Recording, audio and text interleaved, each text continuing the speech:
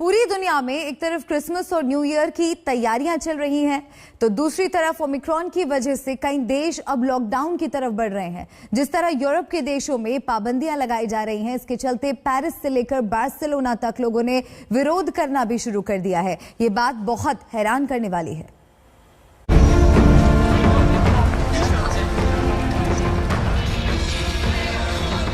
पूरी दुनिया में ओमिक्रॉन का खतरा बढ़ रहा है। नए संकट से बचने के लिए दुनिया भर की सरकारें फिर से लॉकडाउन की तरफ बढ़ रही हैं। क्रिसमस और नए साल का जश्न मनाने के लिए लोग बेताब हैं, इसलिए पूरे यूरोप में सख्ती बढ़ा दी गई। लेकिन फ्रांस के लोगों को सरकार की ये सख्ती बहुत चुभ रही है, इसलिए पेरिस की सड़कों पर भारी संख्या में विरोध प्रदर्शन जारी है।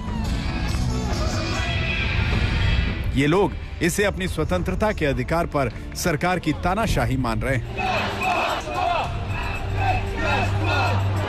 Je souhaite en fait protéger notre liberté. मैं अपनी स्वतंत्रता की रक्षा करना चाहता हूं और मैं सोशल पास को रोकना चाहता हूं। आज हमारे पास एक हेल्थ पास है जो वैक्सीनेशन पास बन जाएगा, और कल एक सोशल पास, सामाजिक अधिकार रखने के लिए एक पास। यात्रा करने के लिए मैं इस तरह की दुनिया में रहने से इनकार करता हूं। फ्रांस के लोगों का यह विरोध उनकी जिंदगी पर बहुत भारी पड़ सकता है। इसके बाद भी लोग वैक्सीन का विरोध कर रहे हैं, जबकि ये अच्छी तरह मालूम है कि ब्रिटेन में ओमिक्रॉन बेकाबू हो चुका है। ओमिक्रॉन के बढ़ते मामलों की वजह से फ्रांस ने ब्रिटेन से आने जाने के लिए यात्रा पर रोक लगा दी है। जो लोग इमरजेंसी कारणों से यात्रा कर रहे हैं, उन्हें फ्रांस पहुंचने पर 48 घंटे के आइसोलेशन में रहना होगा। ब्रिटेन से आने वाले यात्रियों को 24 घंटे पुरानी कोविड नेगेटिव रिपोर्ट पेश करनी होगी। इतना ही नहीं, फ्रांस में क्रिसमस और नए साल के जश्न को देखते हुए पूरे देश में आतिशबाजी पर बैन लगा दिया गया है, ताकि लोग सार्वजनिक जगहों पर इकट्ठा न हो। इन पाबंदियों की वजह से पेरिस से लेकर बार्सिलोना तक लोगों ने विरोध शुरू कर दिया है। हैरान करने वाली बात यह है कि ये लोग वैक्सीन का विरोध कर रहे हैं। मुझे कोई डर नहीं है, मैं विश्वास करती हूँ ईश्वर मेरी रक्षा करते हैं, बस इतना ही। फ्रांस की तरह नीदरलैंड्स में भी लोग क्रिसमस और न्यू ईयर मनाने के लिए बेताब हैं, ये जानते हुए कि ओमिक्रॉन सबसे तेज फैलने वाला वेरिएंट है।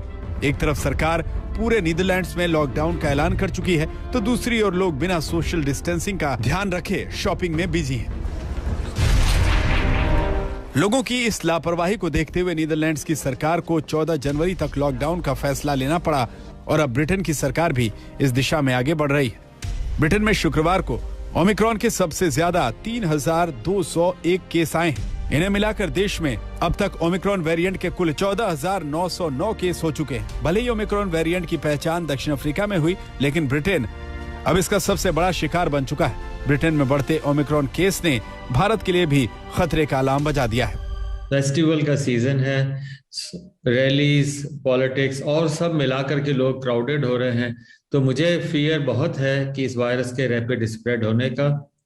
और दूसरा, चूंकि हमारी पॉपुलेशन काफी सारी डबल वैक्सीनेटेड नहीं है, सिंगल वैक्सीनेटेड है, और कई बिल्कुल अनवैक्सीनेटेड हैं, तो उन सब में इसका स्प्रेड होना बहुत लाजमी लगता है। सिर्फ इसके लिए दो चीजें बड़ी इंपॉर्टेंट है जो हमने करनी है। कोई नहीं कह रहा कि फिर से लॉकडाउन होना चाहिए, कोई नहीं कह रहा कि आप बिल्कुल काम पे जाना बंद कर दीजिए, डर के रहिए, पर हम ये जरूर कर रहे हैं कि ये जो डबल, आप भूल चुके हो डबल मास्किंग को। क्या अब भीड़ बाहर जाते हैं तो सीधी तरह से नाक के ऊपर मास्क लगाना तो एक हमारी हैबिट है, एक हमारा कपड़ों का पार्ट है कि हम डबल मास्किंग करें, जिसमें कि एक अंदर 3 प्लाई मास्क हो, ऊपर कपड़े का मास्क हो, और हेल्थ केयर वर्कर्स तो N95 पहने।